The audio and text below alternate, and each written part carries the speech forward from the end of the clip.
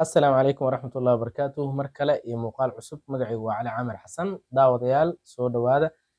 halkan waxaan kusoo gudbin doonaa 6 qodob oo aad ku tababari karto beebigaaga ama cunugaaga yariiska kuwaas oo u fududeyn doono in uu helo xilli hore socodka 6daas qodob mar walba waxaa muhiim ah sida ay u kala muhiimsan yihiin inaad u tababarto caruurtaada haddii aad sameyso 6dan qodob nuunaha yariiska ama beebigaaga mar walba waxaa u suuragelayso in uu barto socodkii taasoo ka caawin doonta inuu dhaqso u socdo qodobka koowaad wuxuu yahay ha u ogolaanin inuu kabo ku socdo nuunaha intuu socod baradka yahay caruurka yarka ama beebigaaga socod baradka intuu yahay xilliga ugu horeeyo inuu kaba gashto ha u ogolaanin sababtuna wax kale maahan kabaha waxay dib u dhigayaan inuu ku dhiirado socodkii ama waxay cabsi gelinayaan tilaabadii hore uu qaadin lahaa marka waxaa mar walba muhiim ah in nuunaha intii uu socodka ka baranayo aad ka ilaaliso in uu kaba gashto kabaha ilmaha waxaa loogu talagalay markii ay socod bartaan kadib qodobka labaad waxay tahay uu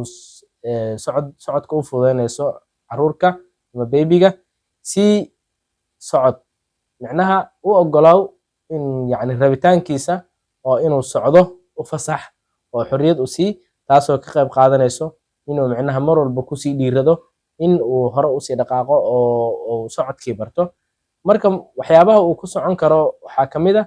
guriga dhexdiisa sida alaabta jiifka iyo fadhiga u ogolaaw inuu ku socsocdo ama alaabaha guriga yaallo ee ku wareegsan aqalka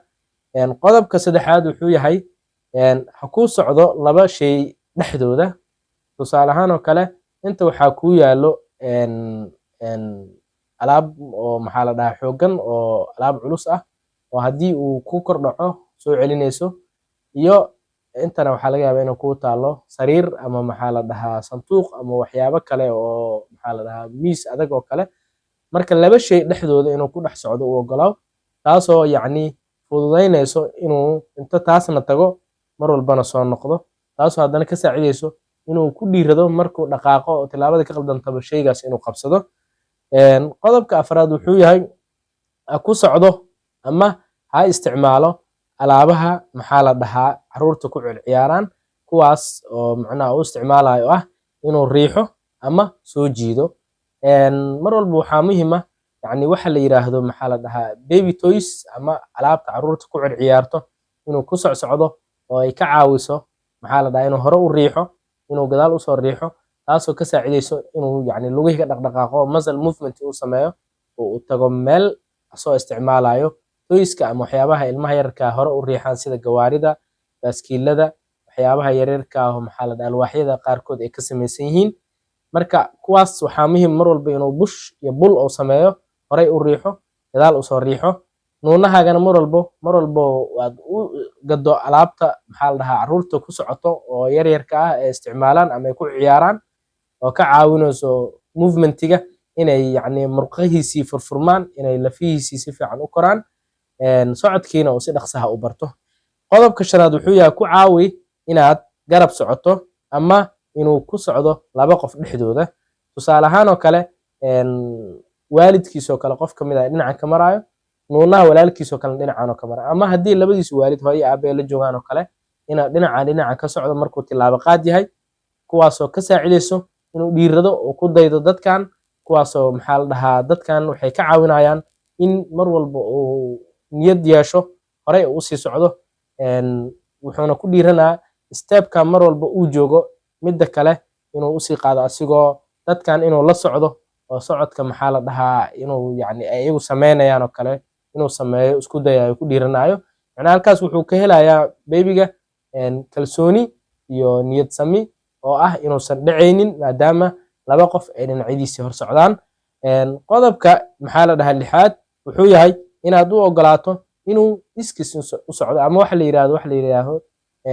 independent walking ama cagsigeeda dependent walking taasoo ah si madax bannaan inuu cunugii u socdo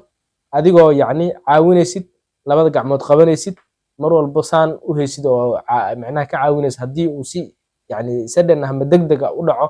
inaad qaban kartid oo kusoo boodi kartid adigoo marka hareerihiisa socotid in asiga iskiis inuu u socdo oo uu isku dayo inuu maxaa la dhahaa yani kalsooni aad siiso inuu mar keligii socon karo uu istaago taasoo yani mar walba ka caawinayso inuu noqdo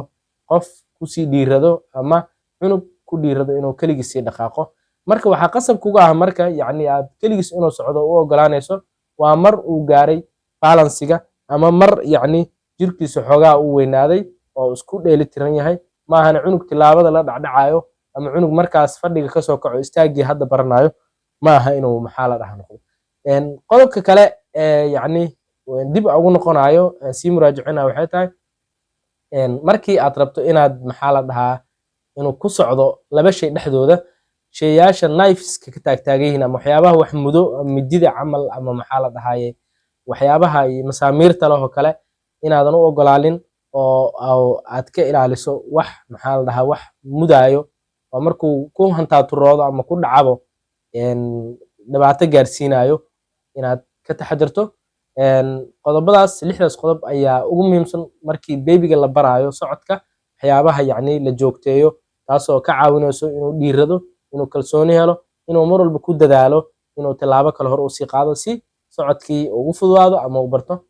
intaas ayaan kusoo gabagabeynaya fadlan haddii aad ku cusub tahay pageka iyo channelka waxaan ka cabsanaynaa inaad subscribe inoo saarto wixii yani commentska su'aalaha hoos inoogu reeb asalaamu calaykum waraxmatullaahi